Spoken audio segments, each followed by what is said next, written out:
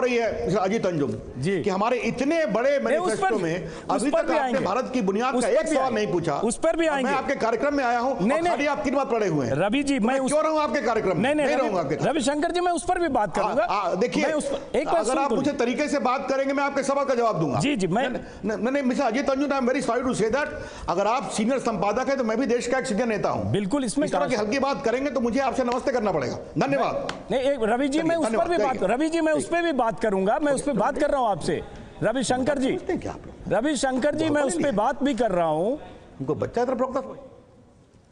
रविशंकर जी नाराज हो गए और क्योंकि हमने मैनिफेस्टो की बात की, हालांकि मैं उनसे बाकी मुद्दों पर भी बात करता, लेकिन उससे पहले रविशंकर जी ने कहा कि इसके अलावा हमें बात नहीं करनी है। आपने देखा हमने तो सीधा सिर्फ सवाल पूछा कि जो चीज़ मैनिफेस्टो में बीजेपी साल दर साल हर मैनिफेस्टो में होता है उस बार क्यों नहीं। मैं चाहूंगा कि एक बार रवि जी से बात की जाए। मैं रवि जी मैं बाकी चीज़ों पर भी बात करना चाहता हूँ। रविशंकर जी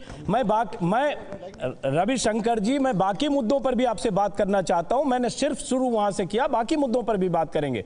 मेरा आग्रह है रविशंकर जी, मेरा आग्रह है आपसे कि हम मैनिफेस्टो के बाकी मुद्दों पर, जो इसमें किसानों के लिए कहा गया है, गरीबों के लिए कहा गया, उस पर भी बात करेंगे। एक बार आग्रह, आप गुस्सा कर रहे हैं, आप आइए, हम आपसे सारी बातें करेंगे। सिर्फ हमने 2 सवाल वहां से किया, आप नाराज हो गए। रविशंकर जी मेरा आपसे आग्रह है, हम आप एक दूसरे को जानते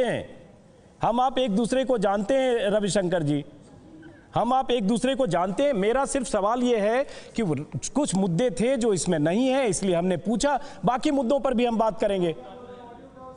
मेरा आग्रह है कि आप इस डिबेट को ज्वाइन करें। रवि